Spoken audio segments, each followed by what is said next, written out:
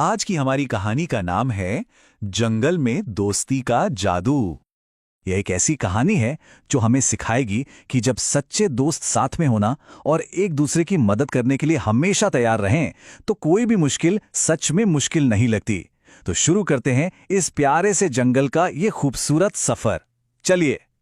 तो हमारी कहानी की शुरुआत होती है एक बहुत ही घने और सुंदर जंगल से, और वहां रहते थे कुछ बेहद खास और प्यारे दोस्त।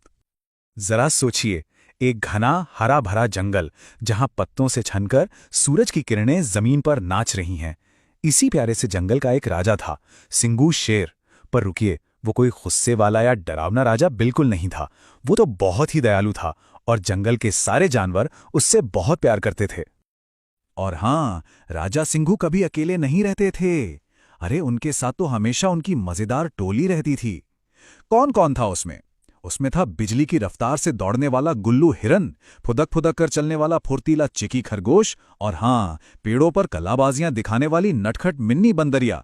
और इस गैंग के सबसे छोटे और सबसे प्यारे मेंबर्स, हाथी के दो नन्हे मुन्ने बच्चे टुनटुन और टिंकू। तो होता यूं है कि एक दिन इन सारे दोस्तों ने मिलकर कुछ मजेदार करने का सोचा। एक ऐसा काम जिससे उनकी दोस्ती की एक अनोखी परीक्षा होने वाली थी। और पता है ये आइडिया किसका था? टोली के सबसे छोटे सदस्य टिंकू का। वो पूरे जोश में आकर चिल्लाया, सिंघू भैया, आज हम सब मिलकर कोई बड़ा खेल खेलते हैं। सिंघू भैया प्यार से मुस्कुराए और बोले, हाँ टिंकू, क्यों नहीं, आज हम एक खास खेल खेलेंगे, दोस्ती की परीक्षा। सब एक दूसरे को देखने लगे। फिर सिंघू ने समझाया, ये एक ऐसा खेल है जिसमें हम देखेंगे कि जब कोई मुश्किल में हो तो कौन किसकी मदद के लिए आगे आता है। बस ये सुनते ही सब के सब खुशी से उछल पड़े। तो पहली चुनौती ये थी कि तेजी से बहती हुई नदी को पार करना है, पर वहां कोई पुल तो था ही नहीं। उन्हें नदी के बीच रखे छोटे छोटे पत्थरों पर कूद कूद कर ही दूसरी तरफ पहुंचना था। सब संभल संभल कर एक एक पत्थर पर पैर रखते हुए आगे बढ़ रहे थे, लेकिन तभी एक गड़बड़ हो गई। टुनटुन, जो थोड़ा सा भारी था, उसका पैर एक गीले पत्थर से फिसल गया और वो अपना बैलेंस खो बैठा। इससे पहले कि कोई कुछ समझ पाता, उसके मुंह से घबराहट में बस एक ही आवाज निकली, अरे! उसे लगा कि बस अब तो वो नदी में गिरने ही वाला है। लेकिन दोस्त आखिर किस दिन काम आते हैं। एक पल की भी देर नहीं हुई, सिंघू ने पूरी ताकत से आगे बढ़कर टुनटुन को पकड़ लिया, और दूसरी तरफ से मिन्नी और गुल्लू ने भी फुर्ती से हाथ बढ़ाकर उसे सहारा दिया। देखा, इसे कहते हैं टीम वर्क। जब टुनटुन ने कांपती हुई आवाज में सबको थैंक यू कहा, तो सिंघू ने उसे प्यार से सहलाया और एक बहुत गहरी बात कही। उन्होंने कहा, इसमें थैंक यू कैसा? दोस्ती का तो मतलब ही होता है एक दूसरे का साथ देना। ये सुनकर सब दोस्तों के चेहरे पर एक बड़ी सी मुस्कान आ गई। खेल अभी खत्म नहीं हुआ था। अब आई दूसरी चुनौती। बेचारे टिंकू का सबसे प्यारा लकड़ी का खिलौना कहीं जंगल में ही गिर गया था और वो उसे मिल ही नहीं रहा था। फिर क्या था, सारे दोस्त किसी जासूस की तरह खोजबीन में जुट गए।